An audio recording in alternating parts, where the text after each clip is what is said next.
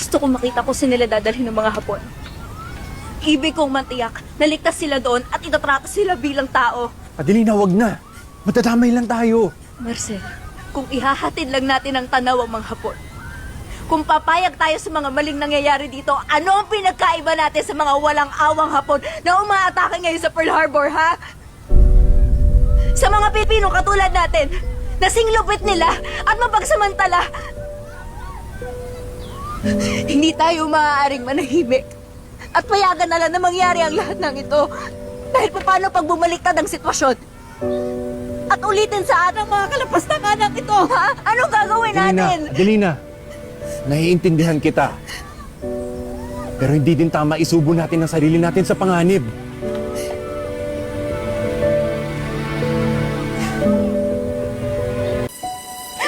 Wala naman kami ginawang masama sa banyo, hindi ba? Hindi ko nauunawaan. Bakit kami ginugulo nyo? Their country serves as a strategic objective for our forces. Kaya ang pagripol sa United States Army Forces in the Far East ni General Douglas MacArthur ang aming pangunahing layunin. Nang sa gayon, ay wala na makakadarang pa sa pagpapalawak ng aming teritoryo dito sa Asia.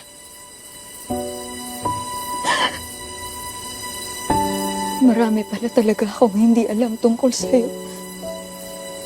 Ang buong akala ko isa ka lamang karaniwang Hapon na naninirahan dito sa aming bansa, ngunit mayroon pala kayong ibang motibo.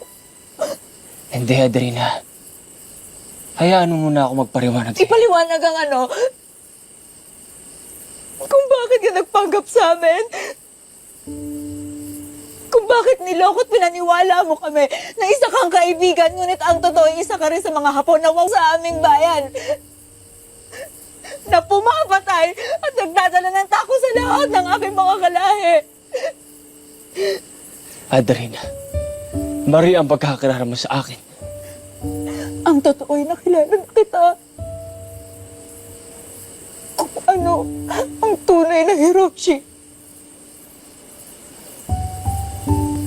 Sagutin mo nga ako. Nagpanggap ka lang rin ba nung gabing dumating ka sa bahay? Ay, tignan mo ako. Maging ang iyong puso't labi rin ba ay hindi rin totoo?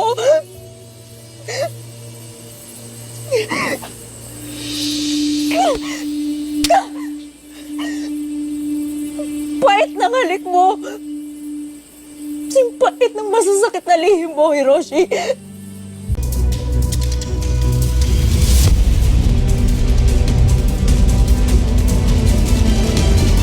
Bitiwan mo ako, bastarda ka! Iginalang at inunawa ko kayo sa matagal na panahon, alang-alang sa aking ama kay Ate Teresita. Pero hindi na ako papayag na patuloy niyo pa akong saktan at hamakin, lalo na ang alaala ng aking ina. Narinig niyo si tatay. Narito na sa ating bayan ng digmaan. Kaya ang mabababang taong kaya ko ay kailangan na matutong maging matapang at itindig ang sarili laban sa matatayog at mapang-aping gaya mo! Kung nakapag-aral ka lang, makikita mo na kahit sa ating kasaysayan ay hindi nagtatagumpay ang pag-aalsa ng sinasabi mong mga ape at hampas lupang gaya mo.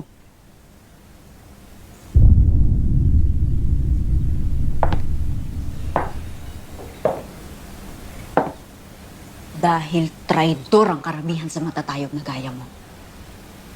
Sarili mo lamang reputasyon, yaman at kaligtasan ang iniisip mo. At saan nung kapalit? Para patuloy kang nasa itaas? Handa kang apakan at isakripisyo ang mga gaya ko nagmula sa hirap, di ba?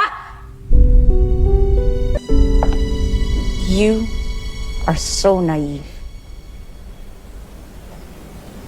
Walang kwenta ang buhay ng mga taong katulad mo. I suggest you learn that lesson very quickly if you want to survive.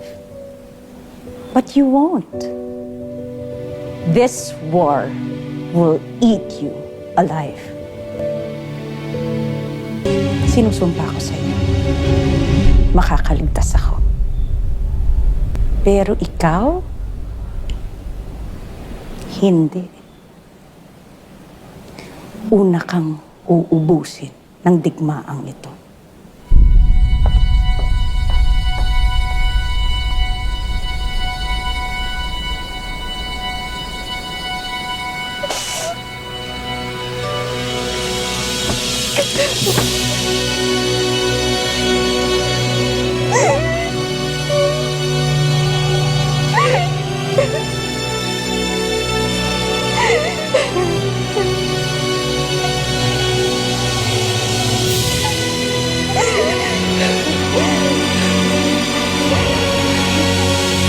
Binaril nila ang tatay ko nang walang kalaban-laban. At saan nila dadalhin?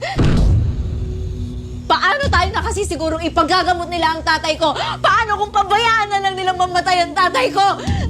Napakalulupit na mga hapon na yan, mawawala silang awa! Delina, kaya nga dapat mag-ingat ka sa mga sinasabi natin. Dahil kapag nakanti mo lang sila, maaari nila tayong paslangin. Hindi ko na kaya magtiis dito.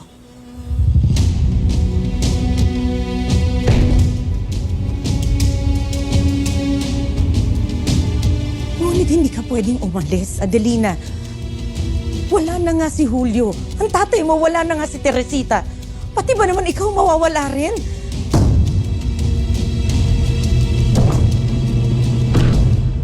Himala, senyora. Nais niyo akong makasama? Aba, syempre. Sino makakatulong ko sa paghahanap kay Teresita kung di ikaw? Naiisip niyo na ho bang kagagawan niyo ang lahat ng ito? Sinabi na sa inyo ni tatay na may kinalaman ng demonyong Colonel na yon sa pagkawala ng ate ko, ngunit hindi ka nakinig, hindi ba? Hindi ka naniwala. Huwag kang basta-basta nagbibintang kay Colonel Saito.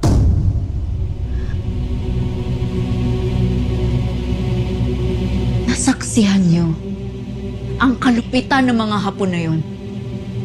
Ngunit ano? Pinipili niyo pa rin magbulag-bulagan? Hihintayin niyo pa bang patayin mismo sa harapan ninyo si Ate Teresita bago ka matauhan?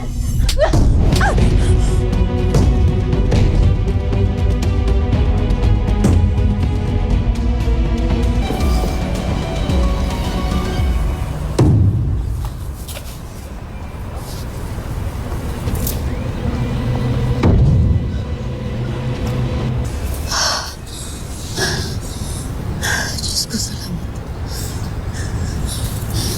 Salamat din, bata. Hindi ka nag-ingay, ha?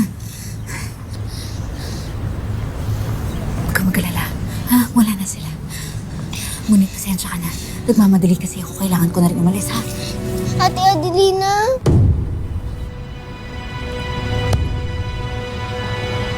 Ikaw po ba yan? Sino ka? Bakit mo ko kilala? Hindi mo na po ba ako natatandaan? Ako po si Luisa. Ako po ang anak ng iyong Tia Amalia.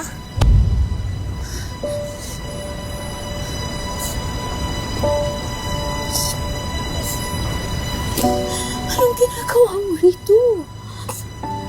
Bakit palaboy-laboy ka na? Bakit napakarungis mo? Nasaan si Tia Amalia, ha? Anong nangyari? Nanag po si nanay. Kinuha na po siya ng mga hapon. Hindi ko na po alam kung nasaan ang aking nanay.